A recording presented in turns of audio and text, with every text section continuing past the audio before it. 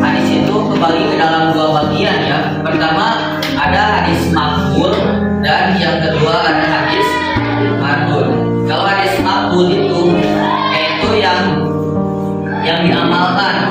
Kalau hadis mardud yang ditolak. Jadi hadis maqbul itu diterima gitu. Nah, hadis maqbul terbagi pada dua bagian. Yang pertama ada sahih, yang kedua ada hasan. Nah, kalau hadis sahih dan hadis hasan itu pasti diamalkan gitu, pasti selalu diamalkan. Nah, kalau hadis dhaif itu selalu ditolak, jarang ada yang menggunakan hadis dhaif. Nah, dalam hadis sahih juga terbagi pada dua bagian. Ada sahih li dzatihi, ada sahih li ghairihi.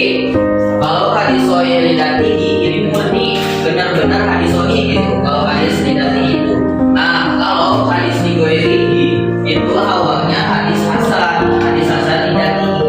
Nah, memang banyak riwayatan yang menguatkan jadi tingkatannya naik kepada sahih li ghairihi. Nah, begitu pun dengan hadis hasan. Hadis hasan terbagi kepada dua. Ada hasan li dzatihi dan ada hasan li ghairihi. Hadis hasan awalnya hadis hasan yang asli yang li dzatihi.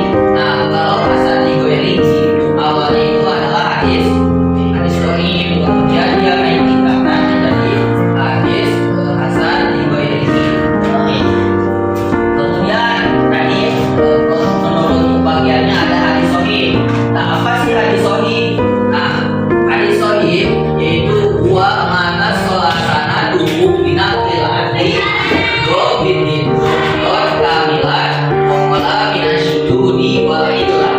Jadi hadis sahih yaitu hadis yang sanadnya itu bersambung kepada Rasulullah melalui rawi-rawi dengan karakteristik moral yang baik, adil, dan kapasitas intelektual yang mempunyai dobir tanpa ada kejanggalan dan cacat hilang. Jadi hadis sahih itu sampai kepada Rasulullah Shallallahu Alaihi Wasallam. Nah, jadi hadis sahih itu mempunyai syarat, ada 5 syarat. Pertama, sanadnya itu harus muttasil, yaitu harus bersambung dari para perawi sampai kepada Rasulullah Shallallahu Alaihi Wasallam. Nah, dari perawi terakhir yang membukukan hadis sampai kepada Nabi Muhammad Shallallahu Alaihi Wasallam. Kemudian perawinya itu harus adil, yaitu seorang muslim dewasa, balik, berakal, tidak fasik, dan selalu menjaga kehormatan. Nah, di syarat yang kedua itu, jadi perawinya itu yang meriwayatkan itu harus adil, itu tidak membeda-bedakan, harus balik, sudah tahu membedakan mana yang benar, mana yang buruk, dan tidak fasik. Jadi tidak fasik itu dia tahu bahwa perbuatan itu adalah haram, tapi dia dilakukan. Nah, kemudian syarat yang ketiga, perawinya dobir. Maksud dobir yaitu perawi adalah orang yang kuat ingatannya, jadi dia sangat banyak penghafalan, tidak mudah lupa, tidak lupa, dan tidak sering melakukan kekeliruan. Jadi dia jarang berbohong. Kemudian syarat yang keempat, tidak syad, yang berarti periwayatnya itu sikoh, terpercaya, yaitu adil dan dobir, bertentangan dengan periwayatan orang yang sikoh. Jadi orang sikoh itu syarat keempat itu harus terpercaya. Nah, syarat yang kelima ada tidak adanya ilah atau suatu sebab persembunyian yang membuat cacat keabsahan suatu hadis padahal lahirnya selamat dari cacat tersebut. Jadi di yang syarat kelima itu tidak mengandung cacat, ya, tidak ada kesalahan sedikit pun. Ini contoh dari hadis saja.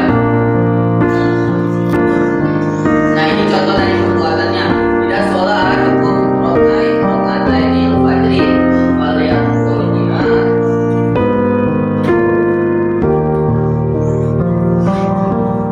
Tidak sholat hukum rokaat fajri waliat kulina yamini. Nah, artinya jika telah sholat 2 rakaat fajar, salah seorang di antara kamu hendaklah tiduran pada panggung kanan. Nah, maksud dari sini yaitu ketika sudah sholat fajar atau qobliyah subuh itu disunatkan untuk tiduran. Kemudian ada pembagian, ada hadis kan, hadis sahih itu kebagi pada 2 tadi. Yang pertama sohi lidatihi dan ada sohi ligoirihi. Nah, kalau sohi lidatihi adalah hadis yang memenuhi 5 syarat hadis sohi tadi. Jadi hadis sohi itu harus yang asli itu harus memenuhi yang tadi, yang itu soal sanad, yang sanadnya sampai Rasulullah, tidak ada boleh hilang, tidak boleh ada kesalahan, itu harus dohir. Nah, kemudian yang kedua ada sohi ligoirihi. Sohi ligoirihi adalah hadis yang mana sifat rawinya itu kurang sempurna, namun ada periwayatan dari jalur lain yang sama atau lebih kuat sehingga derajatnya naik dari hasan lidatihi menjadi sohi ligoirihi. Nah, sohi ligoirihi ini awalnya itu hadis hasan, namun banyak perawi yang menghukumi bin zabti sohihi wasalima bin sududin wa illa din wadiha. Hadis yang sanadnya itu tersambung yang sampai kepada Nabi Muhammad SAW melalui rawi-rawi yang adil dan dobit dengan singkat kedobitan lebih ringan dari tingkatan kedobitan hadis sahih selama dari kejanggalan zat dan cacat hilang. Nah, jadi hadis hasan ini perbedaannya sama hadis sahih. Kalau hadis hasan itu jadi kedobitannya itu lebih rendah dari kedobitan hadis sahih. Contohnya kedobitan hadis sahih itu misalkan poinnya 10, nah hadis hasan ini poinnya 9. Beda, tidak ada beda. Kedobitan hasan adalah tingkat kedobitan perawi dalam hadis sahih itu sempurna. Jadi hadis sahih itu sempurna, sedangkan dalam hadis hasan tidak sempurna. Ada pengurangan. Nah, ada pembagiannya. Hadis hasan itu kebagi pada dua.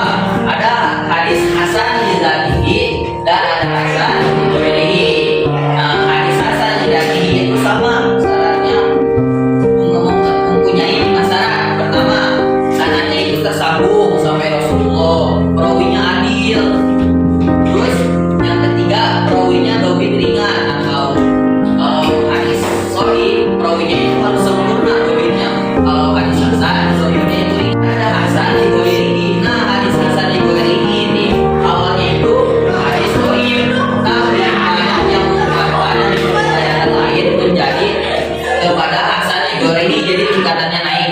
Hadis hasan lighairihi adalah hadis dhaif jika diriwayatkan melalui jalan sanad lain yang sama atau lebih kuat. Nah, kemudian tentang hadis dhaif, kemudian kita bahas ya hadis dhaif. Nah, wal hasan. Jadi hadis dhaif adalah hadis yang tidak mengikut sifat-sifat hadis maqbul yang menjadi syarat dalam hadis sahih dan hadis hasan. Jadi kenapa dhaif itu tidak memenuhi syarat yang 5? Dhaif selalu sanad ada latul ruwah, dua walian hadis sudur, walian anil hilah. Nah, jadi tidak mengandung yang 5 tadi.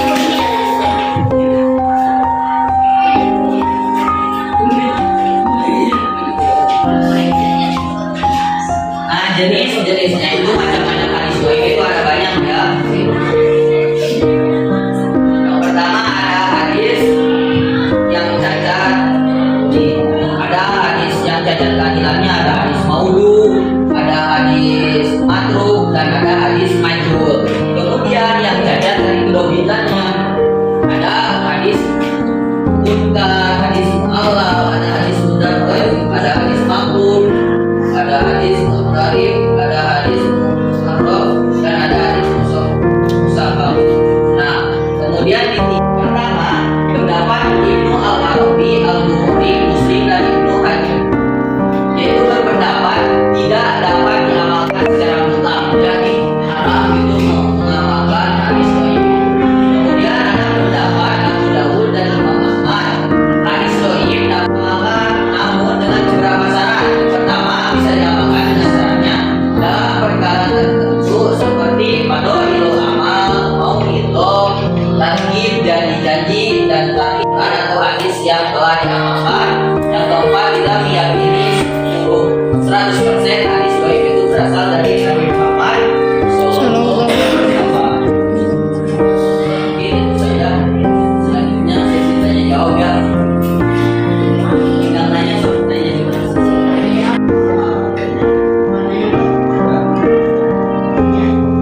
Coba tanya.